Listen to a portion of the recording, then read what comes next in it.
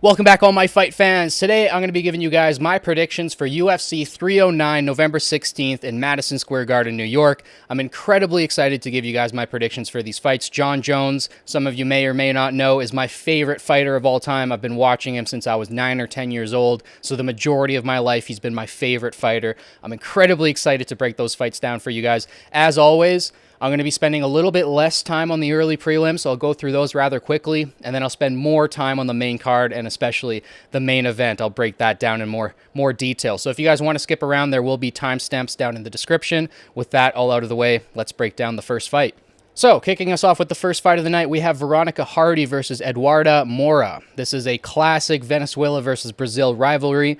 Hardy is 9-4-1, and Moura is 10-1 with 7 of those wins coming in the first round. So I'm going to take Moura to win, and she's actually the underdog so far. Not by much. She's plus 130.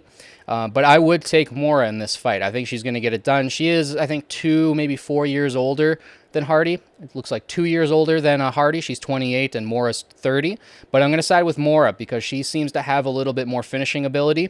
I'm going to take her in the first fight. Next up, we have a welterweight bout between Bassil Hafez versus Oban Elliott. Hafez is 9-3-1. Elliott is 11-2. Elliott is also 26 years old, so he's an up-and-coming prospect, and I'm going to take him to win this fight. I believe he is the favorite. The odds are not on the UFC website, but he should be the favorite going into this fight, and I feel pretty confident in him winning. However, Hafez does bring quite a bit of destruction in his fights. He is a very violent fighter, and I expect this to be a really, really fun fight, so do not miss this one. Definitely highlight this fight. It should be a banger. Next up, we have a welterweight bout between Gall and Ramiz Brahimaj. So, Gall is 7-6, but that doesn't really reflect how good of a fighter he is. He's not really a 50-50 fighter. I know his record reflects that, but he is a very, very skilled guy, especially on the ground. So, I don't want to overlook Gall in this fight. However, Brahimaj is a 10-5 fighter. He's got a 4-inch discrepancy in height. He's 5'11", and Gall is 6'2". However, this Brahimaj guy, I've seen him fight a couple times, and I think he's just got a little bit more violence in him. So usually I tend to take the guys who are a little bit more aggressive, a little bit more violent, especially in those 3-round fights. I feel like that really matters. But by all means, Gall could get this done. I think it's a 50-50 fight. I don't exactly know how to call this. I'm probably going to side with Gall just because I've seen him fight a little bit more, but by all means, this is kind of a 50-50 fight. So, moving on to the next one. Next up, we have a heavyweight bout between number 9 ranked Marcin Tybura versus Jhonata Diniz. And this was the guy who was supposed to fight Derek Lewis here in Edmonton. A lot of fans were really excited to watch Derek Lewis live. Unfortunately, that fight fell through. This Diniz guy, though, I think facing Tybura is a much easier fight for him. I think Derek Lewis was more of a threat because obviously he's got the most knockouts in heavyweight history. He's a scary guy, even at 39 years old. But Diniz, he has 7 wins by knockout, 6 of them in the first round, and he's 8-0. So I'm going to take this guy to beat Marcin Tybura and hopefully take that number 9 spot and spice up the heavyweight division a bit because it's a little stale in my opinion. But we're going to talk about the heavyweight division more when we get to that main fight. That kind of concludes the early prelims, so we'll move on to the regular prelims now. Kicking off the regular prelims, we have a featherweight bout between David Onama and Lucas Almeida. So David Onama is 12-2, and he has, I believe, 6 first-round finishes, 7 finishes by knockout in total. Lucas Almeida, on the other hand, has 5 wins by submission, 9 by knockout, and 9 first-round finishes. So he is quite deadly. I do not want to overlook him. However, besides winning his last fight, the 2 fights previous to that, he dropped. So I'm not too sure about him. Again, 15-3 versus 12-2. Both of these guys have really, really good records. They're both, kind of in their fighting prime, late 20s, early 30s. They're both 5'11". Uganda versus Brazil. It's really a 50-50 fight. I'm going to take David Onama just because it seems like he has a little bit of a better record in his last 3 fights. So that's usually what I tend to base things on. It's kind of their most recent fight. So I'm going to take David, but again, a kind of a 50-50 fight. I'm really excited to see how this one goes down. Next up, we have a lightweight bout between Jim Miller and Damon Jackson, the 2 old dogs going at it. 40 and 36 years old. Jim Miller's record, 37-18. Damon Jackson's record, 23-7-1. Both of these guys have a ton of fighting experience under their belt. It's kind of a 50-50 fight with the odds.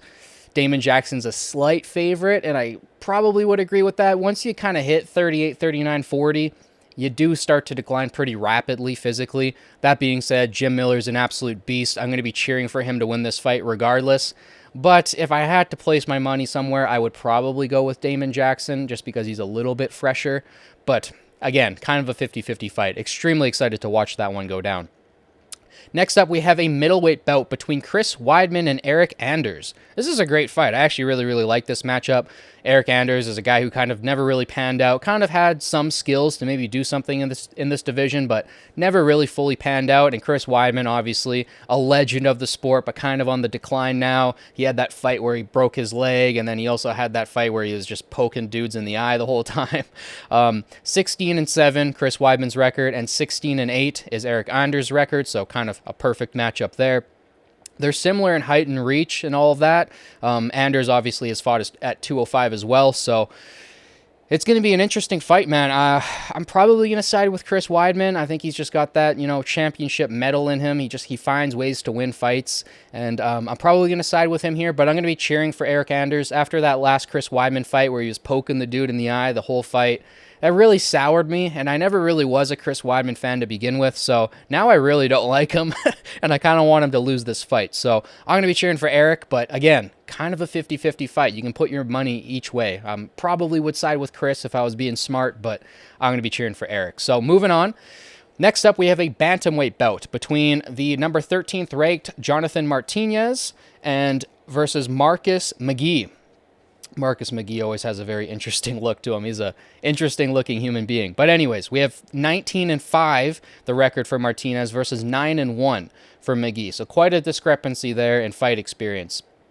Martinez has more than double the amount of fights total. So they're both 5'8". The reach is pretty much the same. The odds are coming out as pretty much the same. It looks like Mcgee's a slight favorite, and he is quite the deadly fighter. I mean, he's got 9 wins, and 8 of them have come by knockout. He's on a 5-fight winning streak, and it's hard to call, man. After that performance of Martinez versus Aldo, I don't know how to call this fight. I'm going to side with Martinez, but again, I know I'm saying this for every fight so far, kind of a 50-50 fight. It's not my fault that the matchmakers have been so damn good this year, and they've made so many great matchups. But again, another great matchup. I'm just really excited to see how it pans out.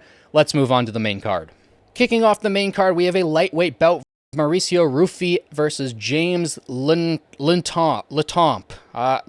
I'm not too sure how to say his name, but this is another classic South American rivalry matchup. We have Brazil versus Peru this time. Now, I really liked the James Llontop guy. I've seen him fight a couple times now. He's 14-4. He's 25. He's an up-and-coming prospect. However, Ruffy's different, man. Ruffy is 10-1-0.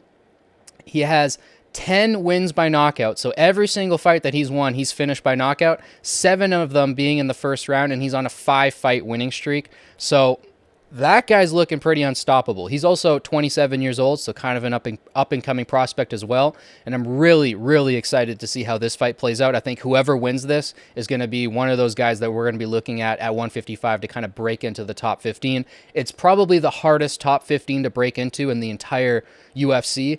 155, in my opinion, has been and always will be kind of the premier weight class. So it's going to be tough for them to break into that top 15, but I'm excited to see how this fight goes down. Both guys are surging prospects. I can't wait to see how it turns out. Next up, we have a women's flyweight bout between the number 9 ranked Viviane Araujo and the number 11th ranked Karine Silva. So this is a Brazil versus Brazil matchup here. Araujo is 12-6, my apologies, and Silva is 18-4. So a slight discrepancy there in fight experience, but they're pretty close. Similar in height, similar reach, similar leg reach. Really don't know how to call this one.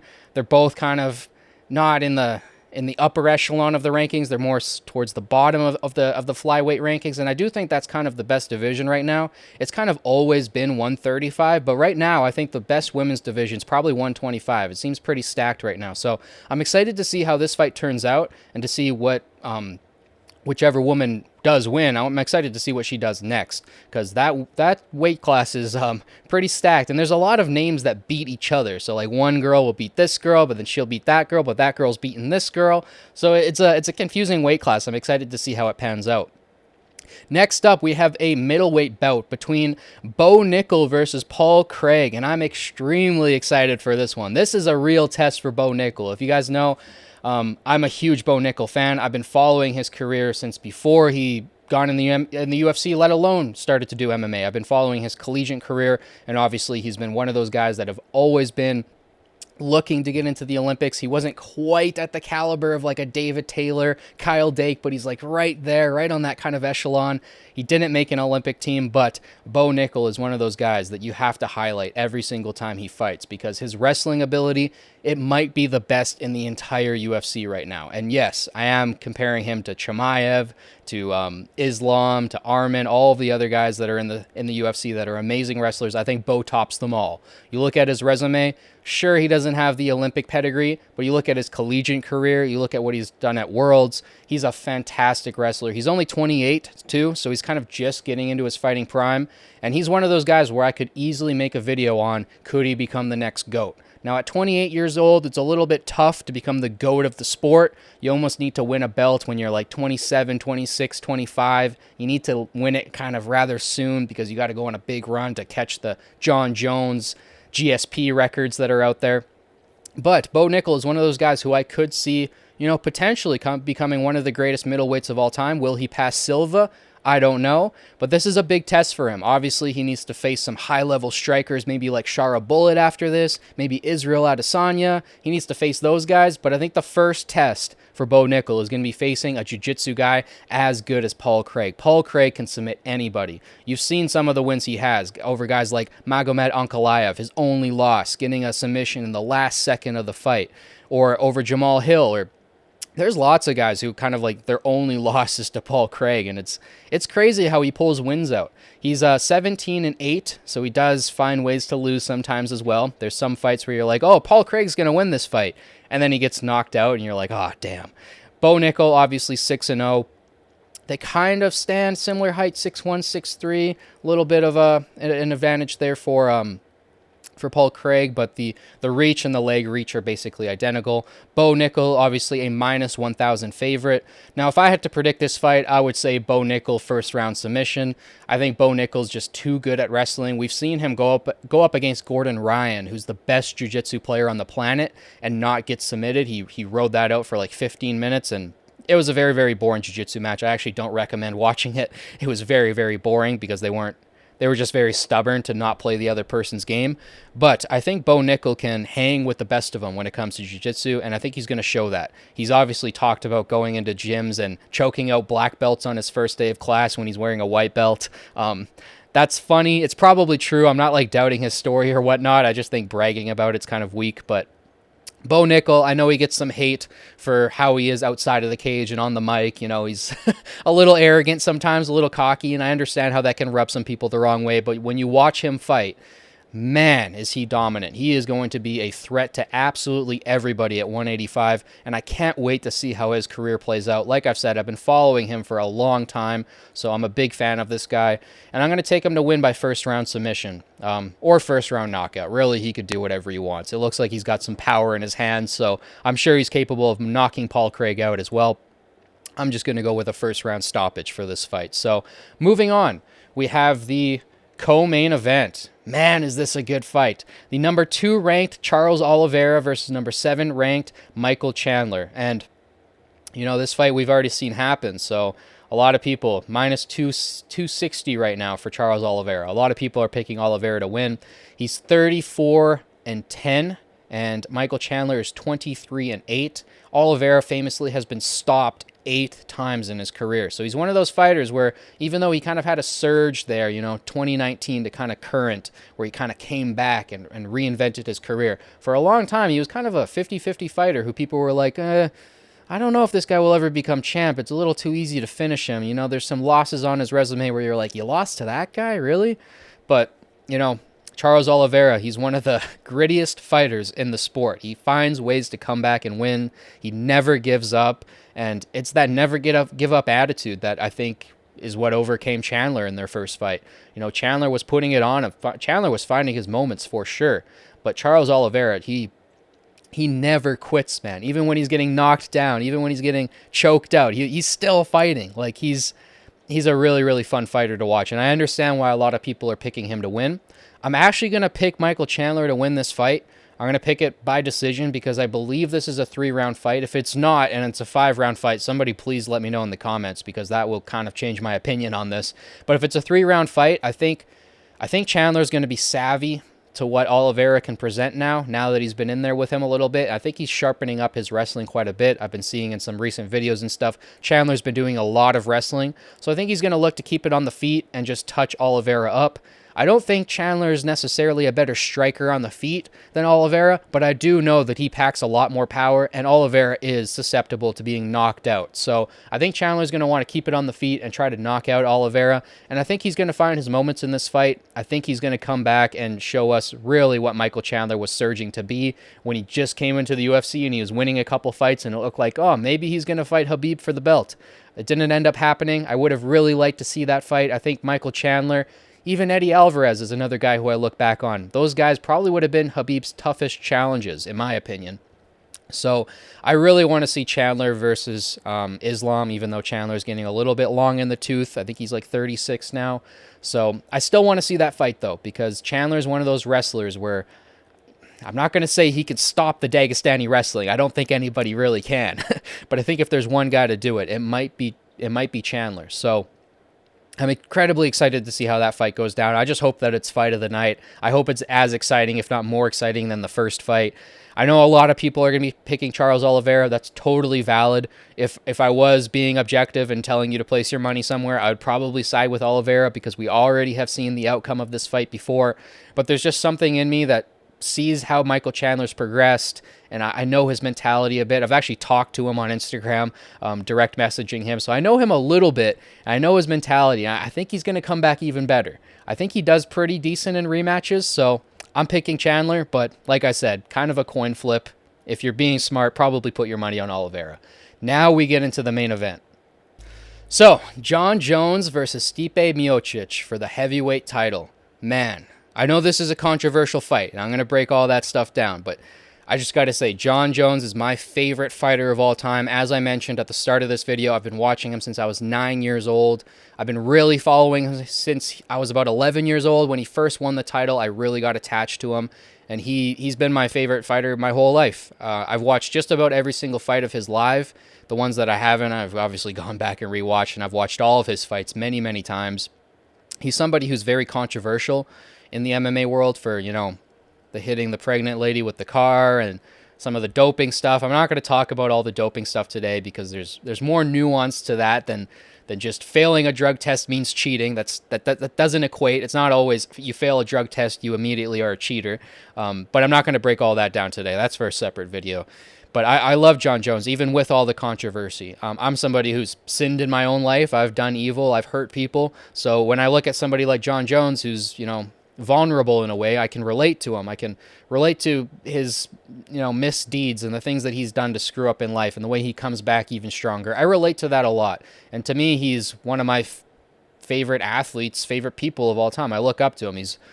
I don't know if I'd go as far to say that he's one of my heroes, but you could probably say that because I've looked up to him and idolized him since I was, you know, a young kid. The majority of my life has been watching Jon Jones intensely and getting super nervous for every fight that he goes into, because obviously when you're a fan of an undefeated fighter, and that's been the case for me for a couple guys, I don't always just like undefeated fighters. I'm not like I like other guys who have lost a couple times, but my favorite fighters tend to be undefeated because I love to watch greatness. So Khabib and Jon Jones are kind of my favorite fighters, and every time that they would fight, I get incredibly nervous because I don't want them to lose that zero. And you know, it adds another level of, not anxiety, but of excitement to watching fights, and watching Jon Jones fights are my favorite things to do. I'm more excited for this card than I was for 300, and 300 was definitely a more stacked card than this one.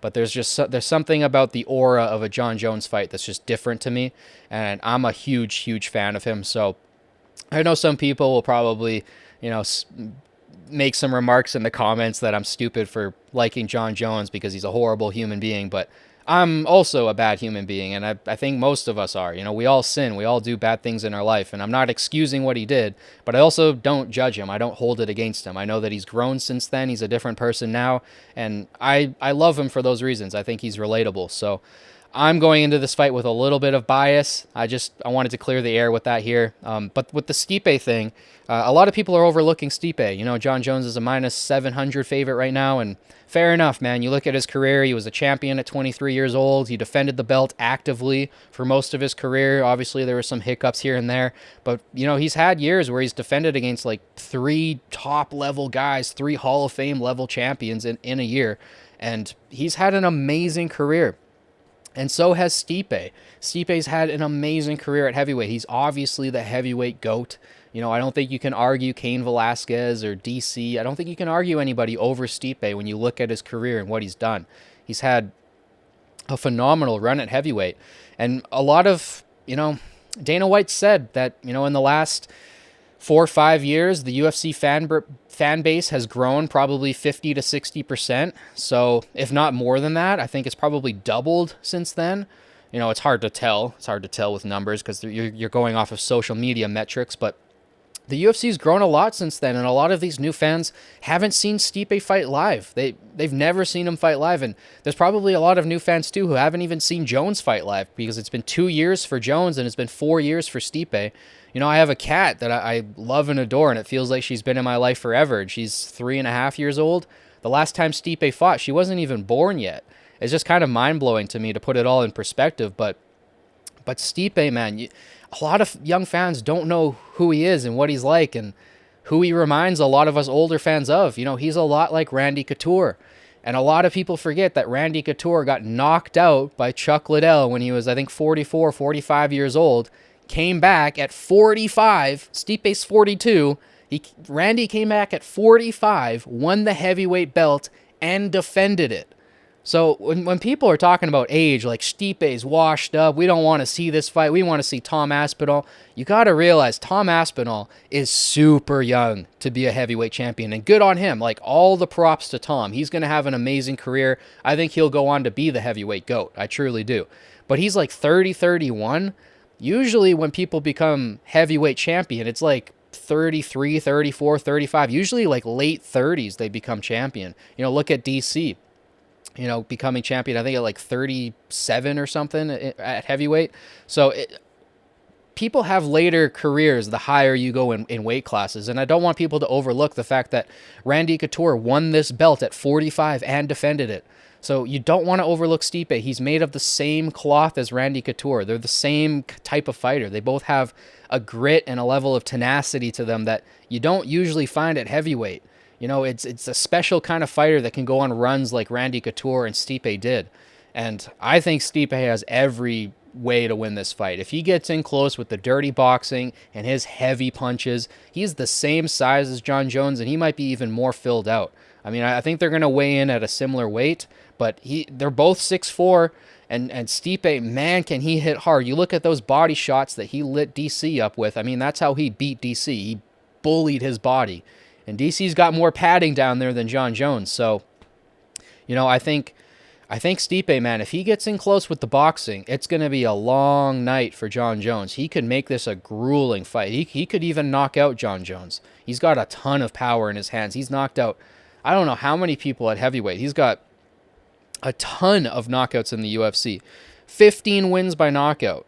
He's 20-4, and 15 wins have come by knockout. That's incredible. The 3 title defenses, obviously, but you cannot overlook Stipe, man. I think he has a legit possibility to win this fight and to defend the belt. I think he could win this fight against Jon Jones and defend against Stipe, or not Stipe. We're talking about Stipe. Stipe could probably beat Tom Aspinall and defend the belt. I think Stipe is that good, and I think we got to be cautious in overlooking this guy. Now, to talk about Jon Jones, Obviously, I'm a little bit biased here, but I think Jon Jones is the most spectacular fighter I've ever witnessed in my life. I think you look at his resume, you look at what he does. If you're a martial artist, you can tell by the techniques he's implementing in his fights that this guy is incredibly high level. I can't put anybody above him. I don't even put DJ above him. I put DJ maybe on his same level, but I think like it's like Jones and DJ, maybe a slight edge to Jones just because he's got more tricks. He's got more tools in his toolbox, I think. But I think those two are like neck and neck, and then the rung below that is like Silva and GSP, and then you get lower rungs past that, like Khabib. I love Khabib. He's one of my favorite fighters, but I don't think he's a complete fighter. I don't think he's a weapon quite like Jon Jones is. Khabib's not throwing axe kicks. He's not throwing spinning side kicks. He's not hitting you with a clean, crisp jab the whole night. He's not defending punches and rolling with them with the least amount of wasted movement. Like, Khabib is not a well-oiled machine all the way around. When it comes to the wrestling, yes, nobody's a better wrestler than Khabib in the UFC. He's phenomenal, but he's not like a full martial artist like I see DJ and Jon Jones. So for me, Jon Jones is the peak of that. I've never seen a fighter with more tools in their toolbox than Jon Jones. He can hit you with those side kicks from both sides, the oblique and the side kick to the knee, and it's vicious, and some people don't like it. They think it should be banned. I think if you're fighting, most techniques, unless it's like really dirty, like nut kicks, eye gouges, hair pulling, besides that stuff, I think most things should be allowed. And I love the technique. I think it is malicious, but it's perfect. If you were in a street fight, I think a great technique would be just stomp the dude's knee right in front of you. I think that would be a great technique to use in a street fight. So it's just techniques like that, the spinning back elbow and how he implements that off of clinches. It's everything that he does, the way he uses the jab, the way he uses his Philly shell. It's not a complete Philly shell, but he uses a Philly shell, and he implements it, well, better than Strickland, I think. There's a lot of things to Jon Jones' game. I can make a whole video, probably an hour long, just detailing out all the techniques that he has and all the different ways he could win. And if you've gone back and you've watched his fights, or if you followed his career up until now, you know what I'm talking about. You know about those fights against Shogun and Gus and DC the first time. You know about those fights and just how talented this man is.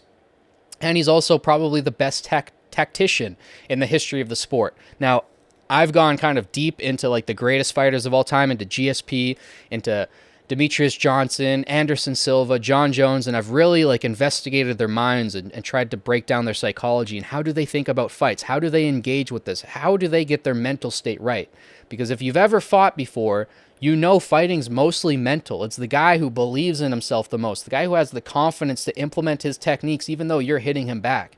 It's a lot of mental when it comes to the fight game, and I study the mentality of the greatest fighters of all time. And for me, I've never seen anybody as tactical about a fight as Jon Jones. He breaks down everything. He knows where you are in the cage, when you throw certain techniques, what side you like to throw it from, what combinations you like to use together. He knows everything about what you're going to do before you fight. And for somebody like Stipe, where there's a lot of fight footage, compared to somebody like Dominic Reyes, where there wasn't a lot of fight footage, I think Jon Jones is going to break this fight down, as he probably already has, in great detail. And he's going to know everything about Stipe going into this fight, as he does for all of his opponents. He's incredibly, incredibly smart when it comes to the fight game.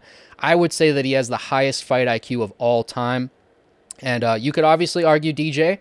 I just don't think DJ has the level of opponents on his record that Jon Jones has. Jon Jones has proven it against Hall of Famers, legends. His record is much more decorated than DJ's is. And just for that reason, I'll put Jon Jones as kind of the upper echelon of fight IQ. So all of that stuff just kind of plays into it for me. The fact that he's getting a lot bigger, he's lifting super heavy weights, he seems to be developing his strength to the point where I think he's got quite a bit of power now. His boxing's looking a lot sharper. It seems like he's been working on that quite a bit. Obviously, he's been putting in time with Gable Stevenson, a gold medalist Olympic wrestler, and Gordon Ryan, who probably is the greatest jiu-jitsu player of all time, at least for no-gi. He's the greatest jiu-jitsu player of all time. So he's been working on his ground game quite a bit.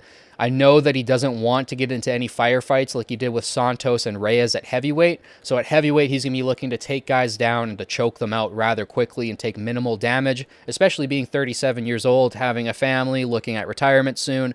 I think Jon Jones is going to go into this fight thinking, okay, can I outbox Stipe? Can I stay to the outside? Can I wait for him to make a mistake? Can I take him down immediately and choke him out and make this a quick night? Because if I do decide to fight Pereira, I need to come out of this fight with minimal injuries. And I know he's been saying that he wants to fight Pereira instead of Tom Aspinall. A lot of people don't like that, but I mean, just be honest with yourself. Like 2-3 years ago, Tom Aspinall was completely irrelevant. Jon Jones has been on the top of the world, the top of the UFC since 2011. Okay, Pereira has made a much bigger name for himself worldwide than Tom Aspinall has. He's a much more exciting fighter. People would rather watch Pereira versus Jones. The people who are saying that they'd rather see Tom are literally just making arguments for the sake of making arguments and causing chaos in comment sections. I don't think anybody legitimately thinks that Tom Aspinall versus Jon Jones is better than Pereira versus Jon Jones. That is a bigger fight. We all know that. So I would love to see that, especially the fact that they're both 37. They're both... I don't know who's the better striker. A lot of people would say Pereira, and I get it. He's got the knockouts. He's got the kickboxing career. But Jon Jones, man, he's crafty. He got into MMA right away. He didn't go and have a kickboxing career. When Jon Jones was 23, he was already champion in the UFC, throwing malicious techniques against the best strikers in the sport, whereas Pereira, at 23 years old, was about a year into kickboxing. He wasn't a champion yet. He was pretty new to the fight game. So I don't know who the better striker is. I would have to see it. I'm not somebody who's going to say that Pereira is definitely a better striker than Jon Jones, and Jon Jones would have to take him down. I don't know. I want to see that fight play out, and I would love to see it play out on the feet. But as a Jon Jones fan, obviously I want to see Jones retire after this fight. I want to see Jones and Stipe retire, and I would love to see Pereira versus Tom Aspinall for the vacant belt. I think that's the dream scenario for me, but I'm also biased because I don't want Jon Jones to lose his zero. So how do I see this fight going down? I know I've been rambling for a while now, but I think it's probably a second or third round submission for Jon Jones. I think Stipe's got very good defensive wrestling. We saw that against DC. We saw that to a degree against Francis as well. And other fighters, obviously. He did very well against Verdum, and Verdum was kind of the scary grappler at heavyweight for a long time. So I think Stipe is going to be able to keep it on the feet for a while, but not for the whole fight. I think Jon Jones is just too good with the wrestling. You look at the throws, the suplexes, the trips. He's got a million different ways he could take somebody down. So I think eventually he gets Stipe to the ground and he just chokes him out. When Jon Jones puts a choke on you, it's like Chimaev. Like, he can break your face with a choke. You look what he did to Cyril Gane. He shouldn't have been able to get that guillotine that easily, but he just wrapped his arm right under the chin and just pulled up and just, crushed his esophagus. And, when you're in the UFC, you can do that. When you're in a jiu-jitsu gym, do not throw on air chokes. It's horrible. I hate when people do that in the jiu-jitsu gym. It's really annoying. It's usually white belts who are just a couple weeks into class. But when you're in the cage, yeah, throw on an air choke. Crush the dude's fucking throat. Like, go full for it. Do what Chimaev did and just break his whole lower jaw and shatter the teeth out of his mouth. Like, go as violent as you can. And I think Jon Jones does that. He has that killer instinct in him. He has that violence in him that, I know Stipe has it to a degree, but I don't think he has it to the same degree. So I think that killer instinct, just the superior level of technique, the fight experience, it all sides for Jon Jones. The only way I can see Stipe winning this is if his cardio and his toughness rides him out to 5 rounds and he just puts the shots on Jon Jones by finding those body hooks and working him down against the cage. There is ways for Stipe to win, but they're very, very few. So I'm going to take Jon Jones by second or third round submission. I think that's the way the fight's going to end. I don't think Jon's going to try to knock this guy out. I think he's going to try to choke him out. That's probably the easiest path to victory for him. And like I said, going into the heavyweight division after this, I get it, man. I get Tom's argument. You're the best in the world, or at least you believe you are. Obviously, you haven't fought in Jon Jones or Stipe yet, but you've beaten how many guys in the top 10? You've knocked them all out. You're young. You're super healthy. You're at the prime of your career. You're fast. You're fluid.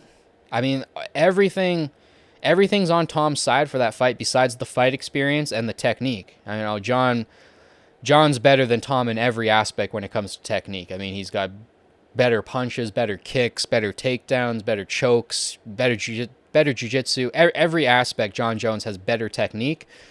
But Tom's more powerful and he's faster, and that can sometimes balance the scales, if not tip them for the younger guy. So I don't really like that fight for Jon. I think it's a scary fight. I think Tom is a very, very scary fight for everybody at heavyweight. So I don't blame Tom Aspinall at all. Like, make your call-outs, try to push this thing. If you beat Jon Jones, that's huge for your career. That's the biggest possible win you can get on a resume, is beating Jon Jones, because nobody's done it, and he has the best resume in the history of the sport. Like, you have to admit it.